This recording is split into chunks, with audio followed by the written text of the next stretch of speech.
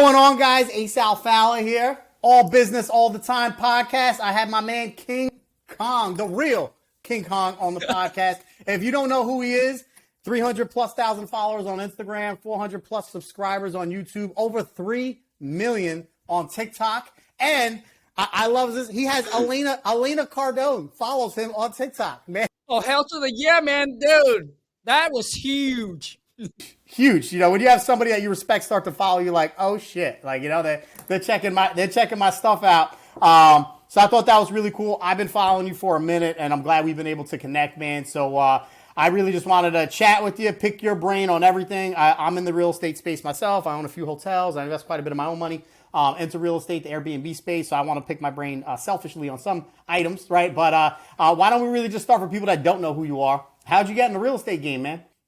Gotcha, man. Ace, first off, dude, I want to say thank you so much, man. It's an honor to be on here. And earlier, we just chatted something off screen, and I said, you know what? Your boy King Khang over here is trying to play checkers. I'm over here trying to play with the baby money, and Ace is over there trying to play with, he's over there playing chess. So talking about picking brains, dude, I think I'm going to be picking your brain, dude. Love it, man. Love it. I love it. So, yeah, I mean, listen, I think that now, Ace, do you want me to go, like, all the way back, or? That's up to you, man. If you want to give the 50,000 foot view, or you want to start from the beginning. Dude, hell yeah, man. I'm going to take you guys back when I was back in my country. So, for those of you who don't know, I was born and raised in Vietnam, born in a mud hut. Like, when I say mud hut, I'm talking about literally every single time it rained, dude, we got a party going on, dude. My mom, my dad, my cousin, my neighbors, we going out there, we remake our house. So, I was fortunate enough. So when I was back in my country, I can speak my language, but I can't read or write because I got no education. Because back in my country, it's not like here in America. You got to pay for school. And obviously, we're too poor. So I got no formal education back in Vietnam. Came to America at the age of 9 and dropped out of high school when I was 17. Figured that school wasn't for me. I figured that the real life school is better for me. Got bullied extremely hard when I was in school. Everybody thinks I don't know, man. Everybody thinks I'm Jackie Chan, Jet Li, Bruce Lee. I don't know what it is, dude.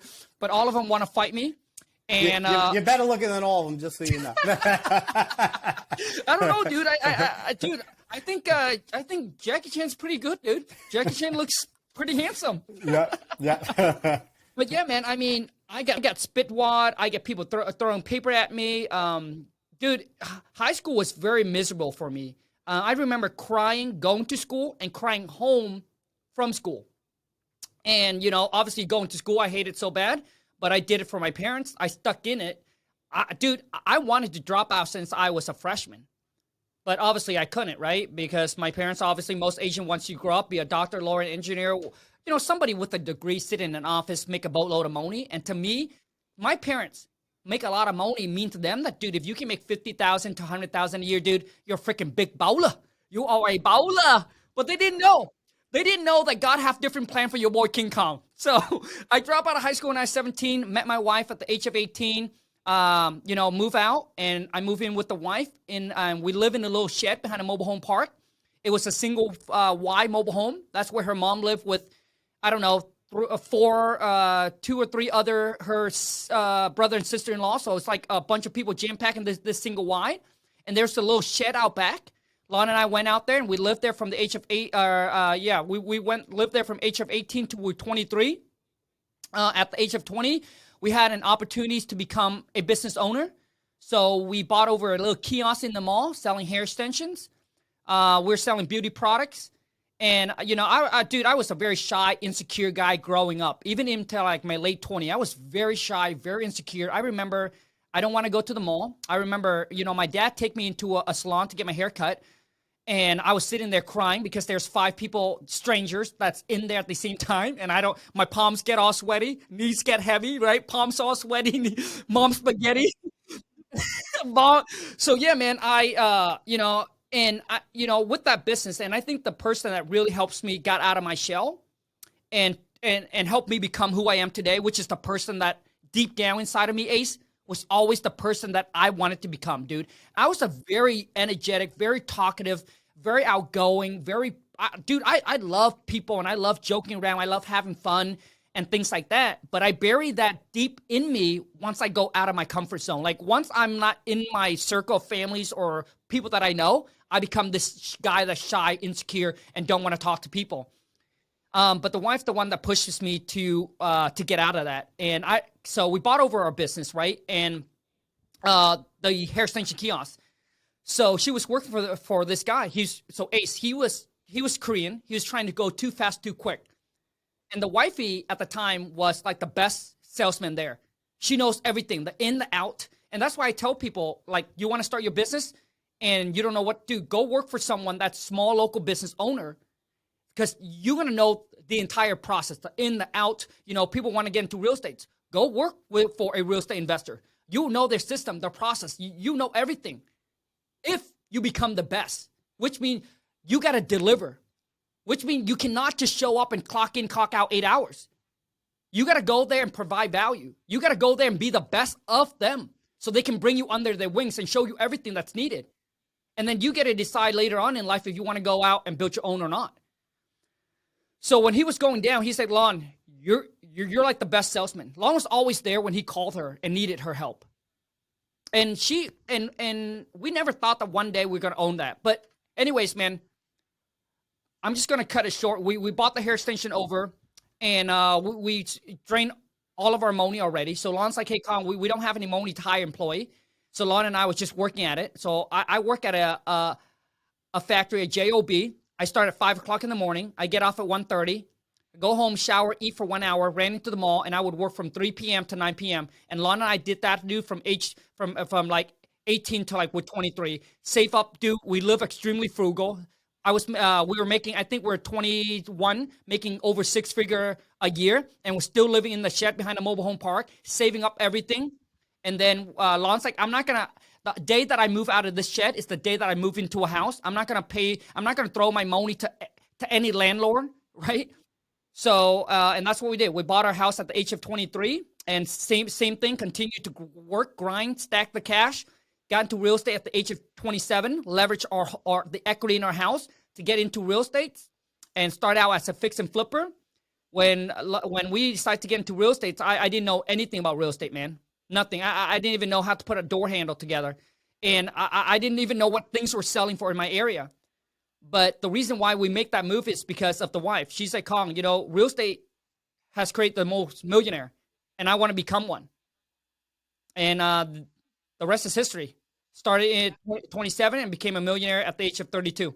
Wow. What was the influence? So I know we were talking a little about mentorship right before we got started. So what was the influence, or all right, let's get into real estate.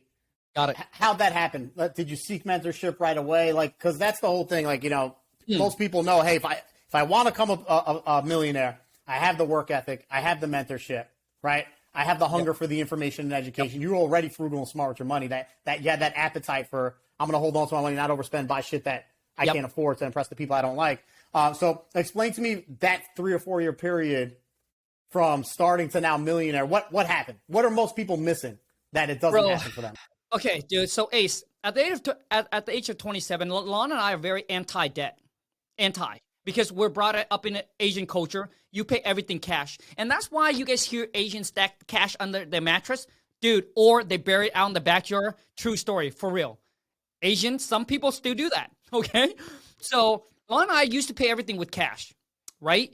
And at the time, when we got into real estate, our house was almost paid off. And we were pretty much kind of debt free with our car. We have no car loan, and we have enough money in the bank to actually pay off our house. But Lon wanted to get into real estate, and the reason why is because we were pushed to get into real estate. So when we had the kiosks in the mall, and I think sometimes, I think a lot of times what people, for people to take the next step is that sometimes you have to be pushed to take that next leap of faith. So Lon and I, the mall said, hey, you guys got X amount, you guys need to shut down your kiosk because someone's going to come in and they're going to pay for more for your space because we're just renting that space. And that's the one thing I don't like about the whole Amazon, because you're building your business on someone else's land. The whole drop shipping and things like that, you're building your business on someone else's land because Amazon can shut your business down like that. So Lon's like, you know what? I now want to get into a business where I want to be able to control it. And once again, so we got into real estate, and the first 6 months, I didn't have no mentorship. I was trying to figure out everything myself. And we paid $7,000 to go to the seminars. It was a 3-day seminar. They taught us, you do like everything you can learn about. Like they talk about fix and flip. They talk about, creative financing, wholesaling, buying rental property, like anything about real estate. It was taught at that seminars. And after 6 months, Ace, going at it, dude, I tried it myself. And I just knew that I'm the type of guy that needs the mentorship, that needs the coaching, that needs the hands-on mentor. Like, I have no problem of executing. I have no problem of putting in the work. My problem is, tell me what I need to do. And if I run into a problem, can I call you? Can I text you? Like, I need that, like direct guidance. And after 6 months going at it, man, and I was being really cheap. I didn't want to spend the money for the mentorship, right? I didn't. But what made me pull the trigger, bro, and I ended up paying over 6-figure for the mentorship. It was $25,000 up. And then split the next 3 deals together. And, because I didn't want to see my next 6 months to be like my last. And that's why I pulled the trigger. I said, Khang, you can always make the money again.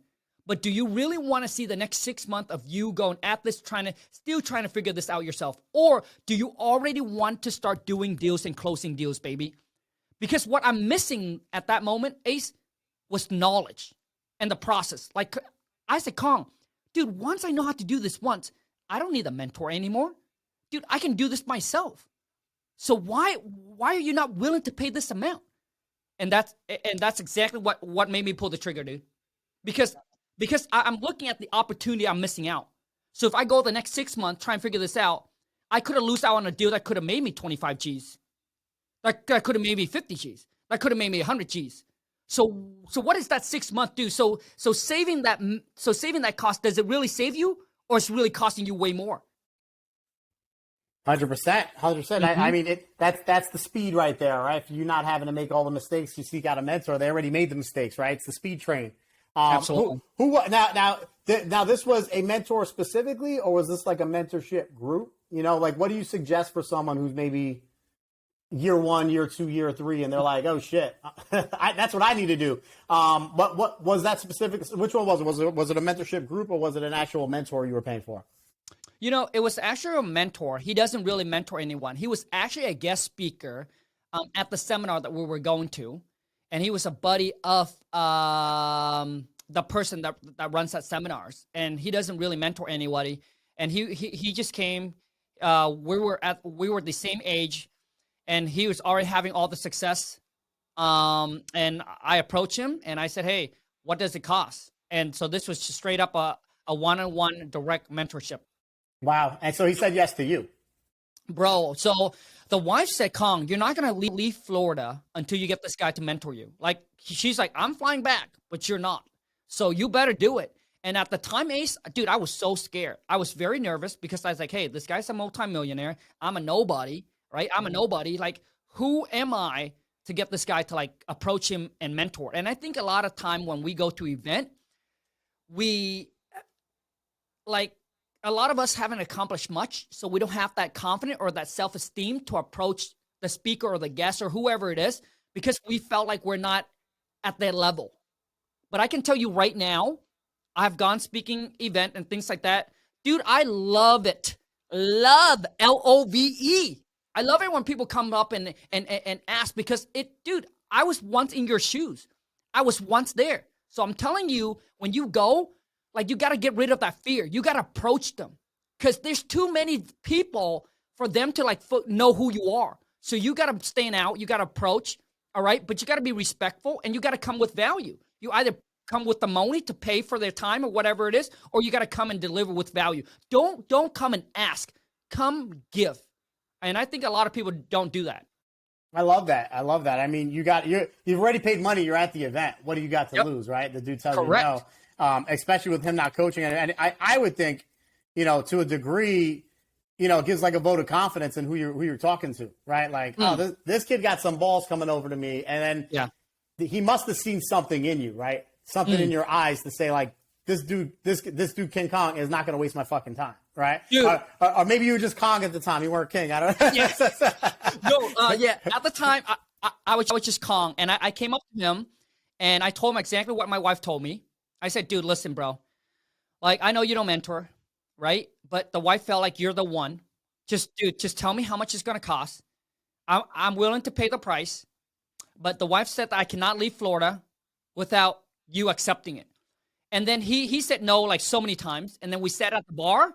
And that's when I started to tell my stories. And he's like, okay, dude, like this guy got what it takes. So yeah.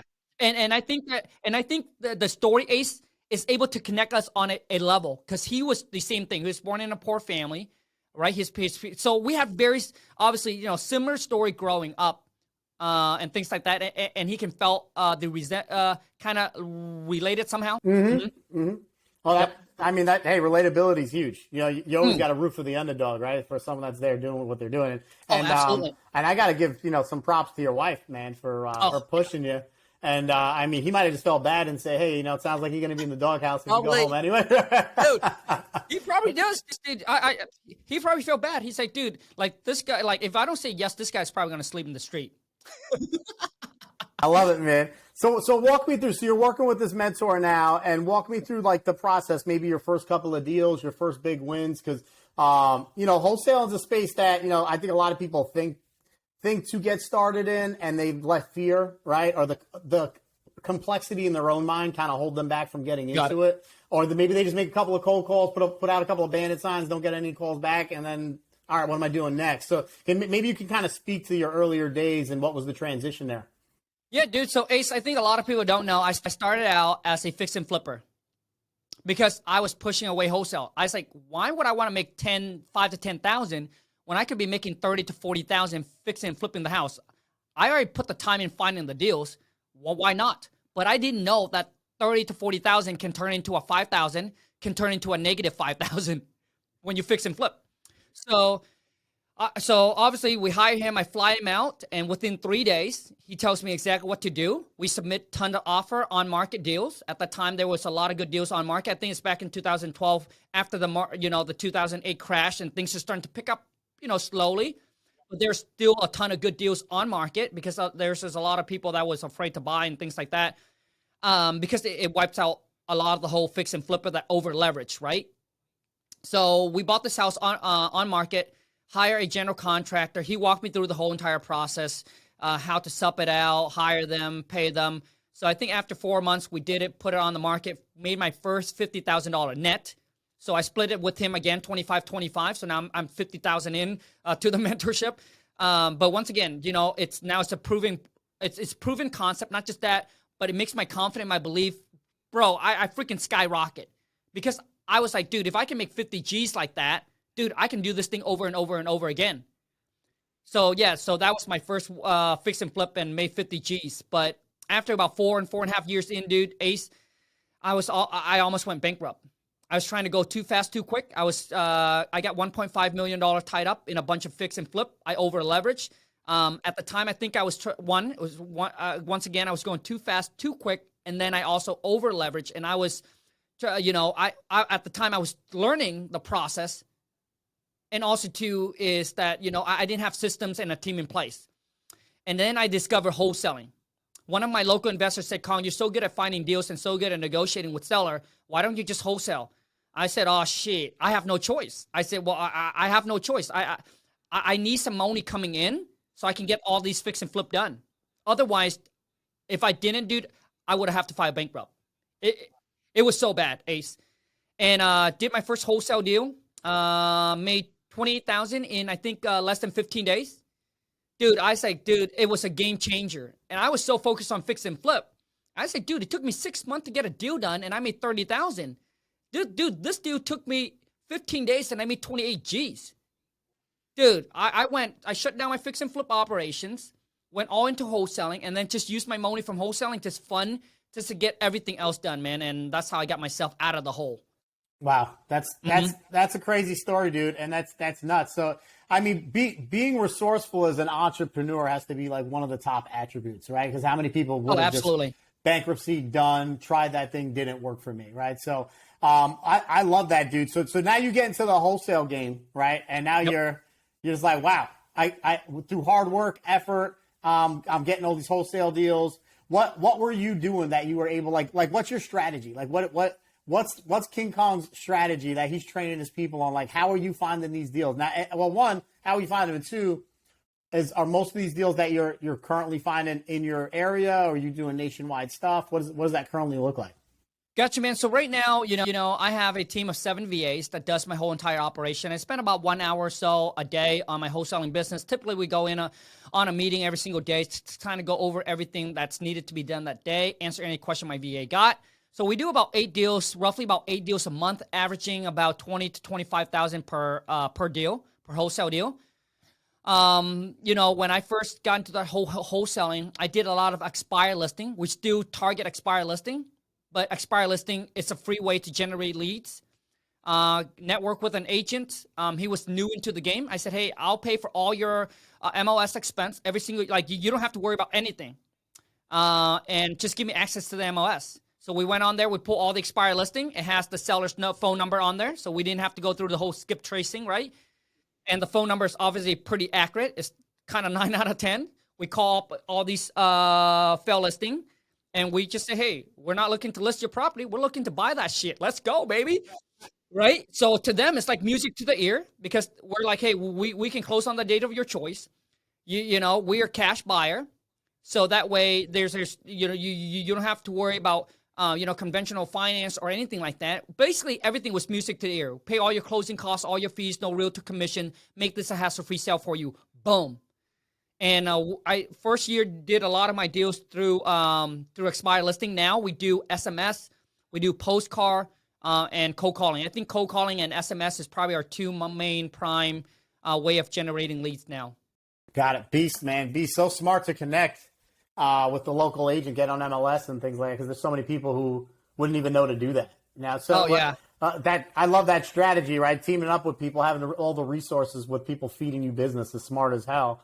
Now, talk to me a little bit on your journey here while you're doing this, because now I'm sure you have a lot of business coming your way because of the huge social media following that you have.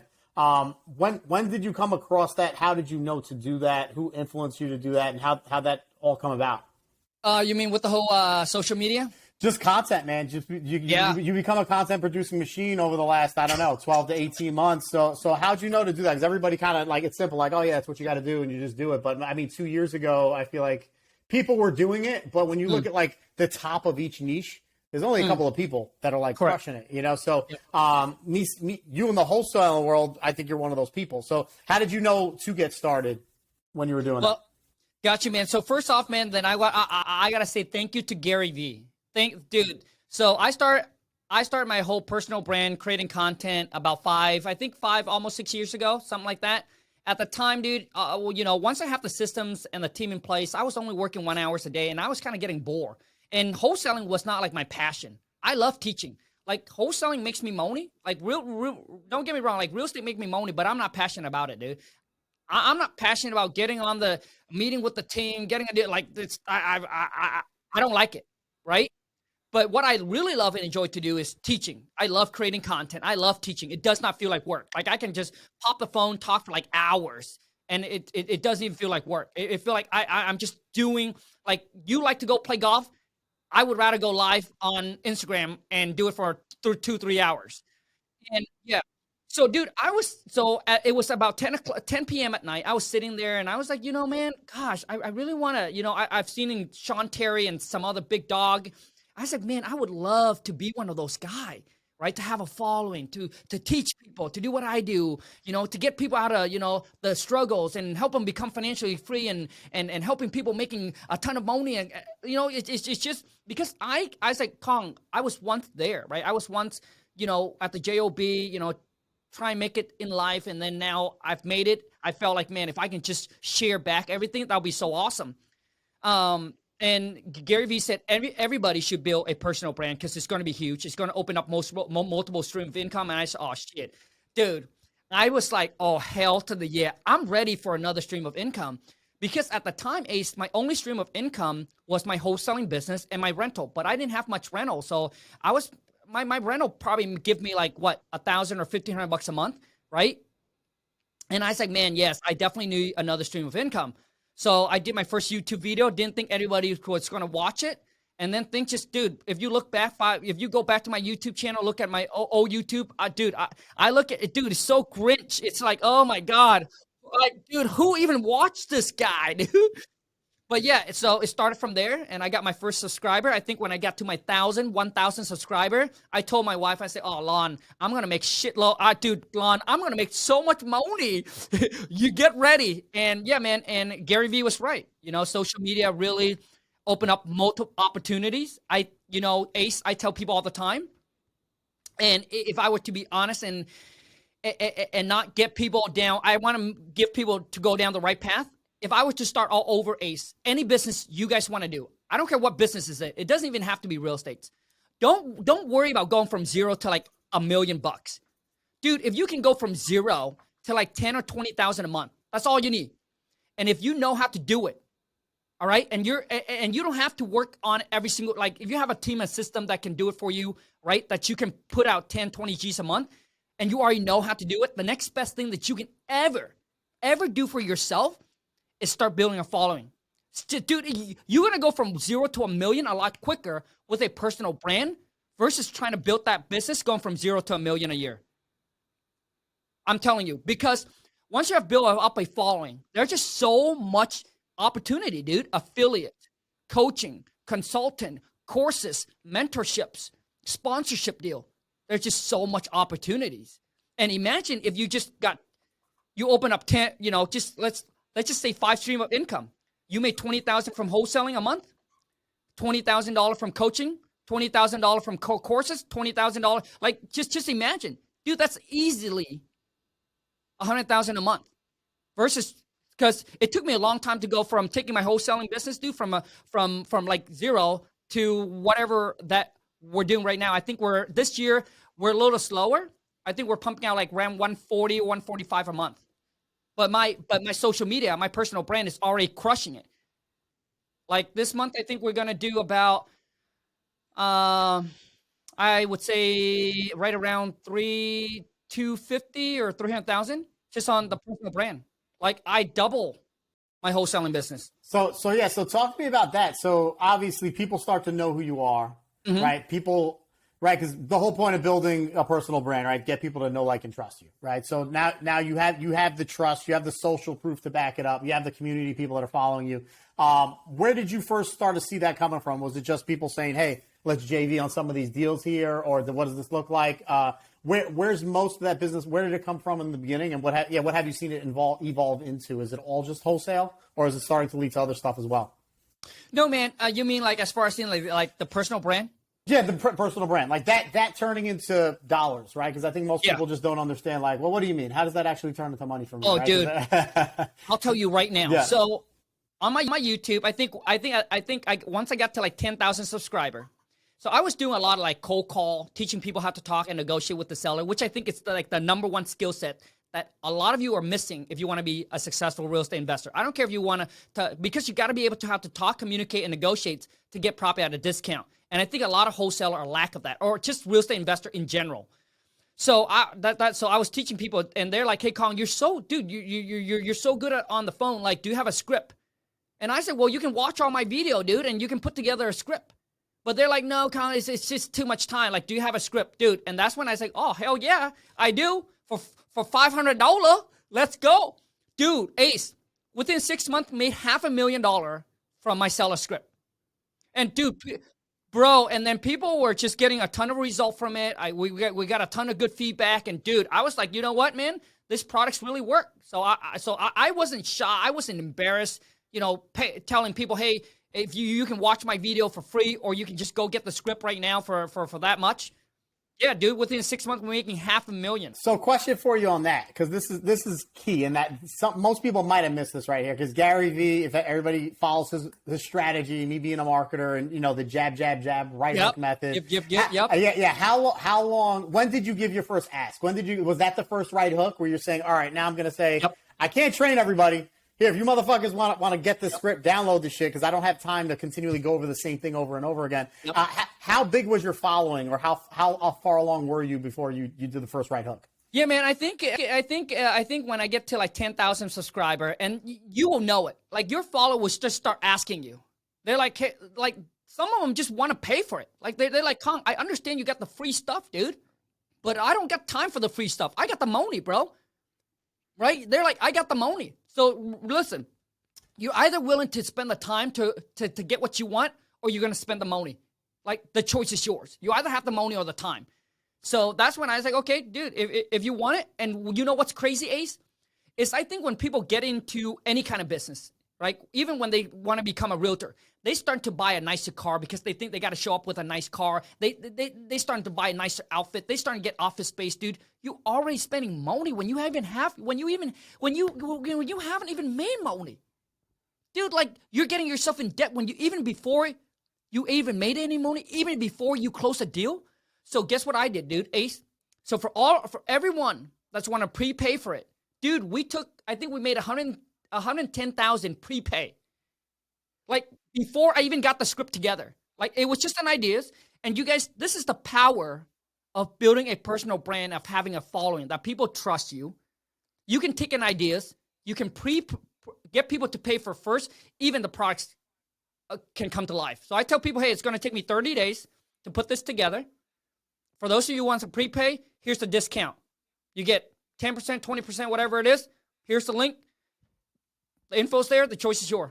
And boom, I think we did 110,000 or so prepay. That's so genius right there. I hope you guys are getting this right here. Maybe that message was just for me. I don't know, because I've thought about it. It makes so much sense because the people are voting with their dollars. It isn't like, well, would people buy this? Am I going to spend all the time making this video program, whatever it is, and are they even going to buy it? And you said, you know what? Why don't everybody prepay? Here's what it is. And your community voted with their dollars and said, fuck yeah, I'll pay for this, man. Make that shit. So I think it's a good way to test. It's also a good way to test where you're at as far as seeing how valuable you are. Like, how much are people willing to pay you?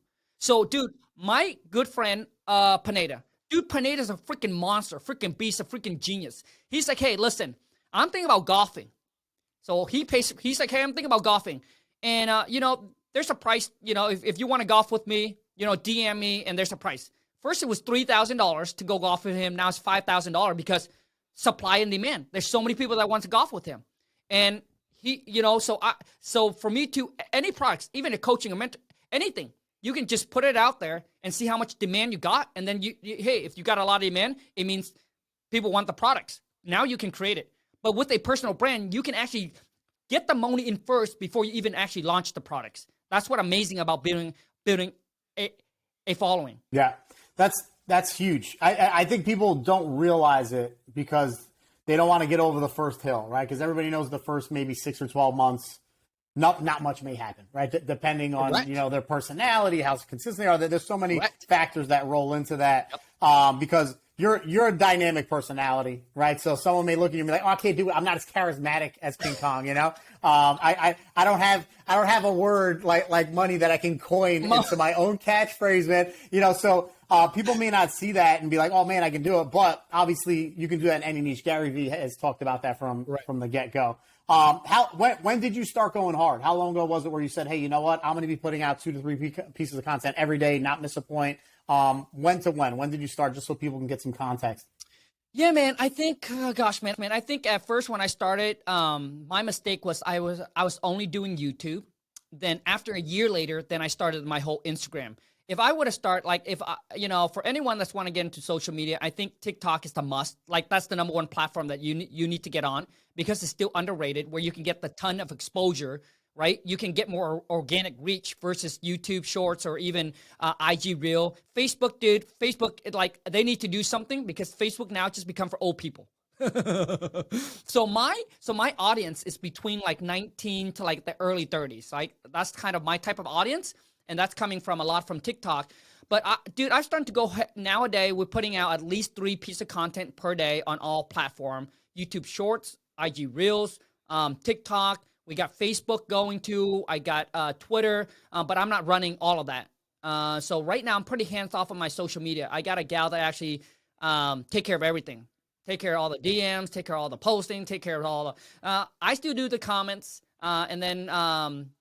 but they distribute everything throughout the whole entire platform. But before it was the first year was just YouTube. I think YouTube when I first started, I made a commitment. I think I put out at least 3 video a week, at least, I think. And then once I started to know that, dude, this thing is freaking making me dude, I went heavy. I went heavy on Instagram and everywhere. And TikTok, I was very lucky to be early in on TikTok, and the person that got me into TikTok was also Gary Vee. I was one of the first guy on TikTok that were creating content about wholesaling real estates, which these 19, 18, 20-year-old have never heard about. So it's freaking went viral. So within my first year, I reached 1 million. Within the next 5 months, I went to 2 million. And then in I think short 3 years, I went to like 3 million followers.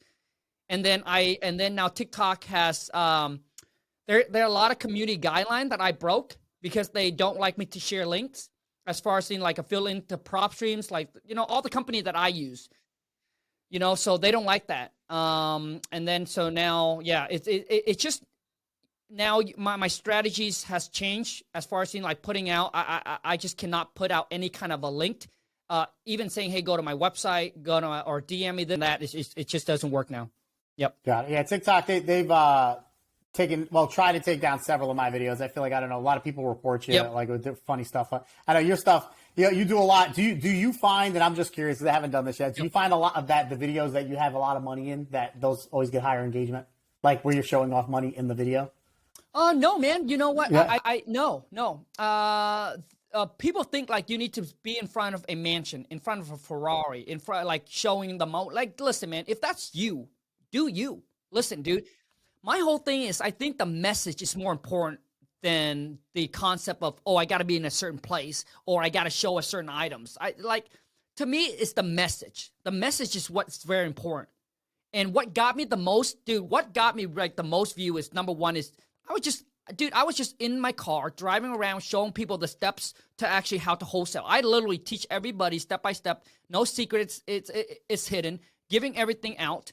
And another thing that people know about me is that, hey, I'm just a regular average millionaire guy, that I don't wear designer clothes.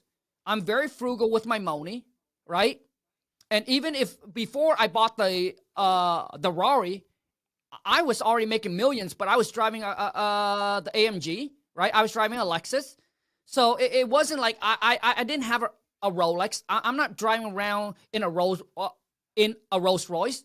None of that. Most of my video was telling me, hey, this is me. This is like, what you see on camera is how I am in real life. All right. I shop at Ross. I shop at Old Navy. I look for deals to buy because I'm not focusing on the designer clothes. Like, I don't care. I'm a car guy. I tell people I'm a car guy. I'm not a designer clothes guy. And by telling people, hey, listen, you got to be smart with your money. I make this, right? And so first, dude, I do a trend where I break down my outfit. This is how much it cost me. My outfit cost me. That's how much I made last month, 300-something thousand. How much did you make last month? What are you wearing? Big, So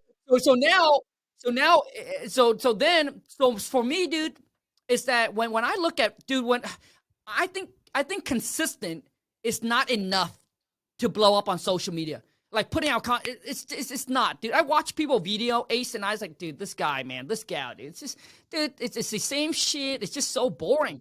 So I think you got to have a good hook in between. You got to have a good storyline. What do you want to teach people? What do you want people to get out of this? It's not just showing the Lambo. That's not going to do anything. It's like, hey, here's how I got the Lambo, all right? And how you can too.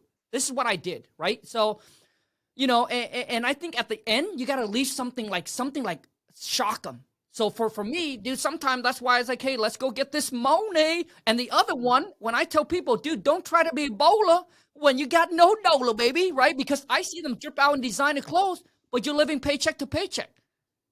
You are seriously trying to be a bowler, right? You're trying to look like a pimp, but you're not. You're not making any money. So yeah, man. So I think, so when I create content, I think about things like that. Like, how can I stand out? How can it be unique? How can the message be different than versus somebody else? Yeah. Yep. And that's huge right there because, knowing it or not knowing it, King Khang is actually doing audio branding as well by him coining some of these terms. Like, because when you hear him say Monet, the way he says it, everybody will know one day in the entire fucking world that word belongs to him. That he's owning words in the English language. He's taking them over one by one. Dude, Ace, this is really, really crazy. So, so typically when people want to sign up for our mentorship or whatever, right? So they book a call with one of my gal or one of my team, and someone will say, "Hey, this is King Khang or from Wholesale to Million, well, whatever," right? They're like, "Wait, who?" And they're like, well, "Let's go get this money," and then they automatically know, "Oh, that's the money guy." Okay, got it. Yeah, Dude, it's crazy. That's what's great, man. It's like McDonald's, like you just heard some things, you just know it's affiliated with the company. So I love that you're doing that, dude. And appreciate it, dude. Thank you. It's genius, is what the fuck it is, Thank you. So Thank you. let's talk a little bit about the Ferrari, man. Like so you got this Ferrari, right? So is this the Ferrari before you get the next Ferrari, right? Because don't you have to own a Ferrari before you can buy a Ferrari brand new, right? Isn't that the rule? Like, you know what? I'm not exactly sure what the rule is, but I got the entry level. I got the entry level Portofino. So that's what I heard. I heard that you have to get one to get another one. So I went in and I custom built it. And I was recommended. It was recommended. Todd, I don't know if you know him, but he owns a ton of supercars. Todd, so he referred me to the Ferrari dealership and say, "Hey, this is a buddy of mine." So I don't know, maybe that's the reason why they didn't check my income. They didn't need anything from me. I went in there and I said, "I want a custom built one," and they're like, "Boom, done." Shit, yeah, I don't know. Maybe it's because it's and when he says entry level, guys, just so you know, that's still a $200,000+ car that like, at entry level. That's still a lot of money, So yeah, that's crazy. I don't know the rules. I just know like what I've seen online and what other people tell me that like, yeah, you gotta have a Ferrari before you can buy one brand new. So I was like, oh, that's crazy. I've never owned one until this one, and it was brand new. I custom built it, and that's the only way that I'm gonna do it. It's crazy. That's a nice way to do it. That's a great way to do it, man. So where are you going next, man? What's the overall game plan for you, man? Because I know sometimes as business owners, like, all right, you're successful, you're making this money. What's next? I know we were talking a little bit about like, Ryan Pineda in the beginning, because I know you guys are friends, and obviously he has like his vision of where he needs to go to get more information or to be pulled, and a lot of it is association, right? By connecting to the right people and being like, man, I haven't done shit yet, like maybe compared to it all depends on your circle of friends, right? Sure. So what's next? Like, what's your game plan? Is it just growing the wholesale company bigger, or are your sights on something outside of the real estate space right now? Yeah, man. Once I started to get into the whole personal brand, and once it started making me income already, dude, I was like, before that, my only stream of income was wholesaling. So I constantly want to scale and grow that business. But 2 years ago, I have announced it. I said, I have no desire to grow and scale my wholesaling business. I'm happy. I'm satisfied where it's at. It doesn't need to grow. If I can pump out 100,000 a month, working 1 hour a day, and I got a team of system, I'm happy. I'm satisfied. All right. So my now is I get to focus on what I love to do, which is creating content. So I want to continue, growing and building on that. And my ultimate goal is getting to a point where I can make $1 million net a month. Like, that's my ultimate goal. Like, I'm not at Pineda level. I'm not desire. Like, I have no desire to make 50 million a year or 100 million a year. My dude, if I can get to me right now, bro, even with the money we're making right now, like, how much can Lon and I eat? How much can we travel? Like, like when I tell people I don't have, because I understand, man, to get to the 50 million or 100 million, like, people don't understand this. And I just want people to realize this. It's like, that you have to sacrifice more. They have to pay a bigger price, right? Like, there's just nothing that comes easy in life. There's always something for nothing. I'm not willing to sacrifice to travel, fly, go speaking gigs, and do all this and grind harder. The only work that I want to do right now, bro, Ace, is work out. Got it. So my whole thing is, like, I'm not willing to sacrifice any more to achieve that 100 million a year. Like, I don't need that in my life. So for me and the wife, if we can net $1 million a month, which means we got to get to, I think, we got to pump out at least 1.5 to 2 million a month, dude. I'm satisfied. Like, I'm done. Like, that's my ultimate goal. And when I say I'm done, it doesn't mean like I retire. Dude, like, a lot of, like, when Lana and I were starting out, right? Retire. I mean, dude, it's boring. Let me tell you, dude. Like, Lana and I can travel anywhere and be in the beach because our business is completely virtual. Dude, it gets boring. It's extremely boring. So even Lana and I, when we're on vacation, dude, I always want to do something. I love creating content. I just Work's got to be a part of it. When I felt like I'm not productive, Ace, I feel miserable. Like Yeah. when I'm on vacation, I'm just sitting there, I just ain't doing shit, dude. It's you think that's a good life. Oh, I just want to sit on the. And I think we all want something that we don't have. Like Lon and I were stuck at the job, stuck at the mall all the time. So when we see people posting picture in Cancun, drinking margarita, like pineapple on a coconut, we're like, oh man, that's what we want, right?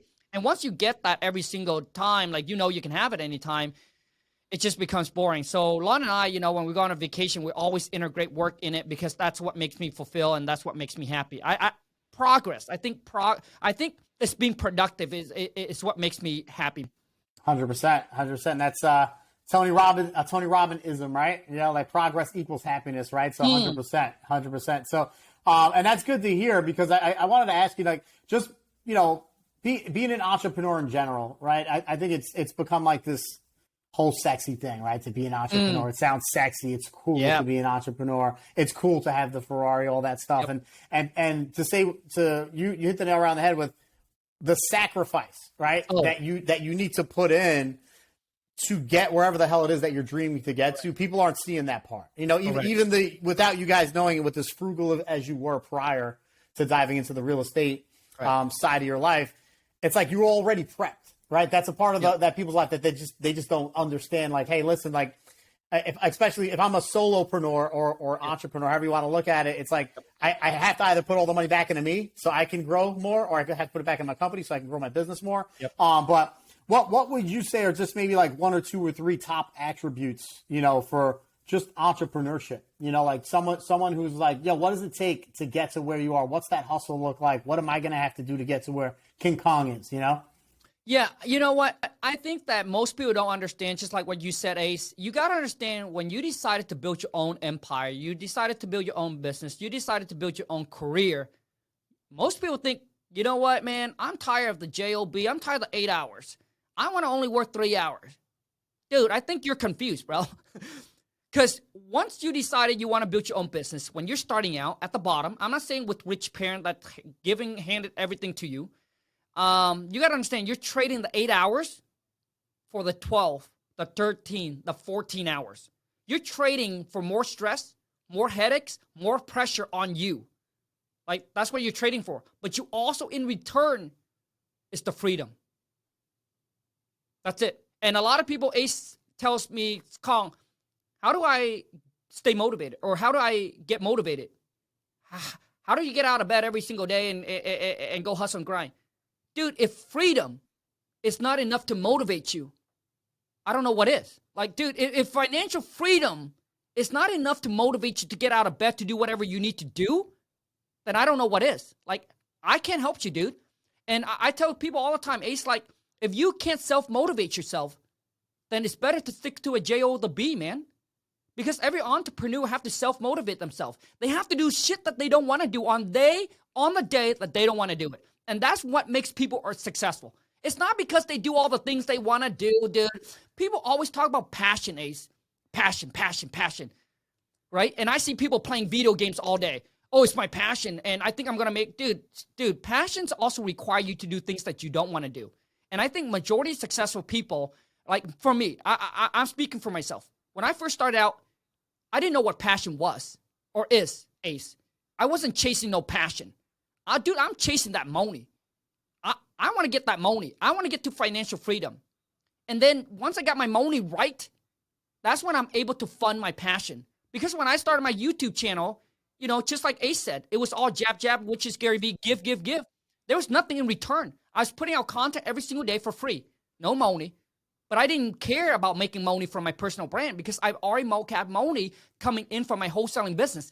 And Ace, I think that's what most people that get into the whole creating content, personal brand, the reason you lose is because you need the money. Because you need the money, so you're like, oh my God, I just got 1,000 followers. How can I monetize them? How can I start charging them for shit? Because I can't afford it no more. Dude, I'm eating top ramen for so long. I need to get some steak, dude. I need to get some lobster. And that's when you lose. Personal brand is when you win, is when you don't need the money at first. Because all you focus on is giving.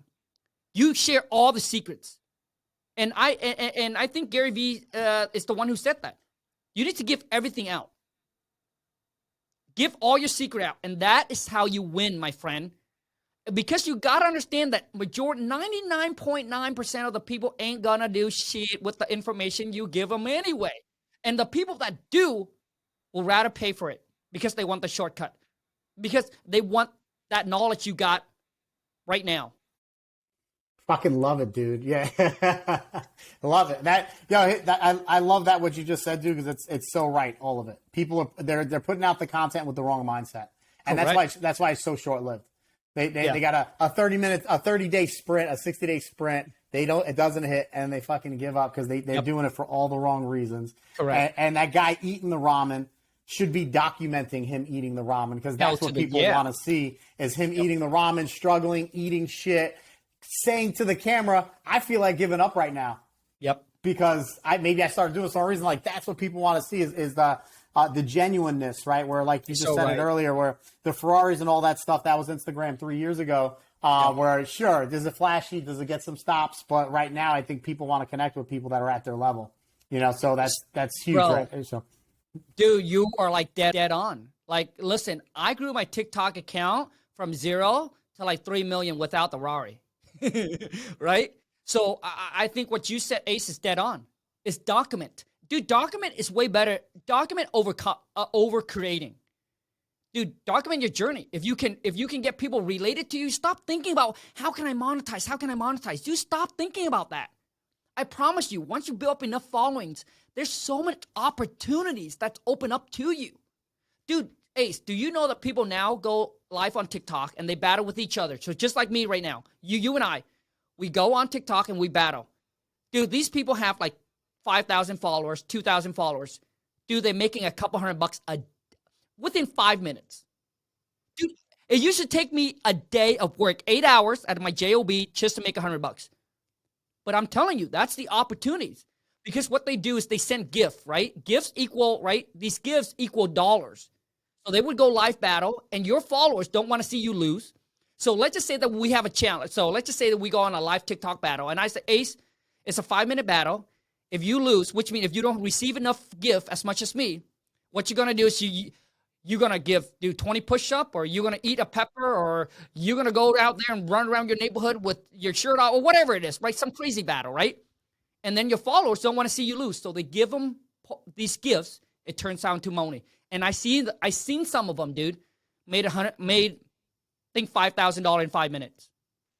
Dude, there's just so much, dude. With today technologies and how everything, how easy it is to make money, there is no reason why you tell me that you don't have any money because you're lazy. You don't have any money because you don't want to do shit, dude. So you tell me you broke, but you don't want to go and knock on your neighbor house and say, hey, what if I mow your grass for you and charge you $30 for it, or wash your car, or go and do something? There's plenty of opportunities. You just don't want to do shit. You just want to get rich quick. That's what it is. You want to make Ace kind of money. That's what you want.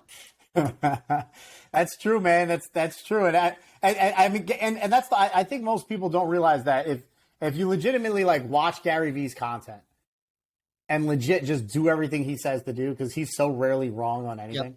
Yep. Oh, yeah. You know, like you legit just duplicate what the fuck he's telling you all the time, even when you don't think he's right, because he's probably 12 months ahead of what's going to happen. Yep. You're probably going to win 9 out of 10 times. You know, you're going to win probably more than you lose because he gives so much free content out. And yeah, Gary Vee was harping on TikTok 2-3 years ago before anybody was on it, right? So, so that's massive. And one thing I will leave everybody with now, just because, you know, for what's happening on Facebook right now, because I know Facebook is for the oldies, right? And a lot of people do leave it alone.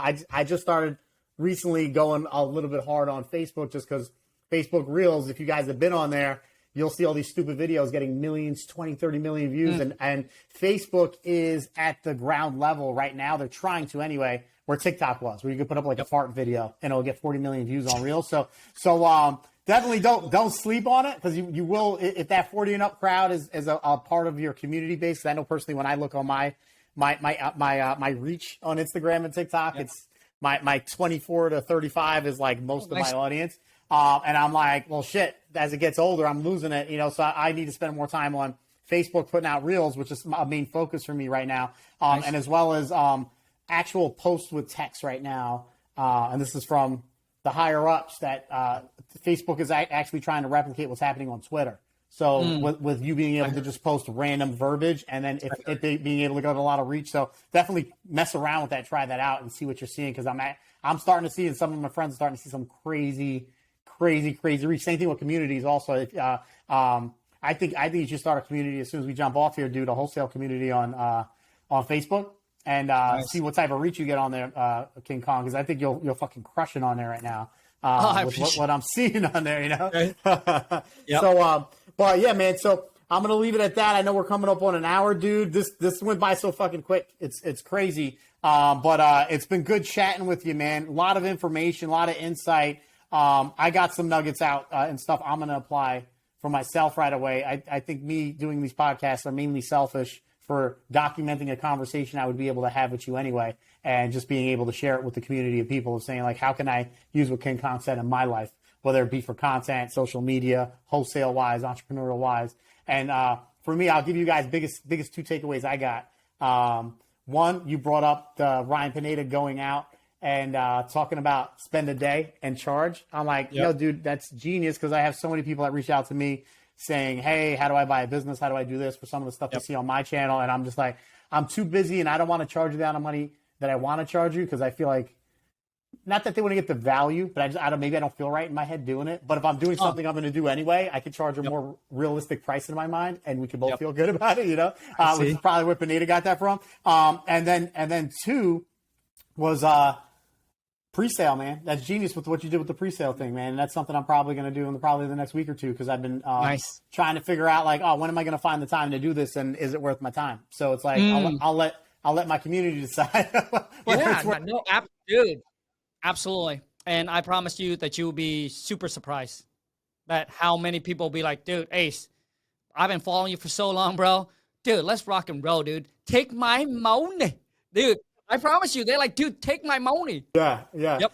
I haven't thrown any right hooks yet, so this will be the first time I'll be asking for anything. That's why I was like, all right, maybe I'll finally do something, just because I have so many people who are asking me stuff, and I'm like, I don't want to leave them unmessaged either. I feel like I'm not getting back to them. So, and then last thing I gotta ask you, when was the first time you said Monet, and you like knew like this was it? Like, did you say it your whole life, or where'd that come from? I gotta know. No, dude.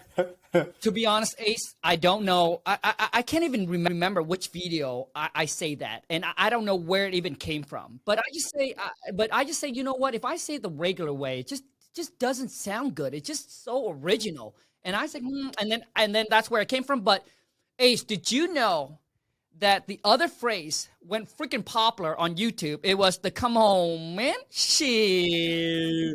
Dude, that one went crazy. I went to a speaking gig with Max Maxwell at his We Life 19. There's like 1,200 people there. And I swear to God, dude, I had a clip. I was on stage. Dude, everybody in there, I said count of 3. 1, 2, 3. And everyone said it, dude. And that phrase went really, really well. And then all of a sudden, TikTok is the one that took over the "let's go get this money." And yeah. But I don't know how it started, man. Well, don't stop it, man, because that is awesome. That is awesome, dude. Thank you, bro. So, but dude, yeah, make sure you're following this man. If you're not in real estate, follow him anyway, dude. He's got good content, just entrepreneurial sense. He's hungry as hell, and I think you have found the heart of edutainment, right? Of education and entertaining at the same time, and that's why you're hot, man. Because you know how to edumitate someone, and keep them watching. So, guys, thanks for watching. Until the next one. So I'll stop.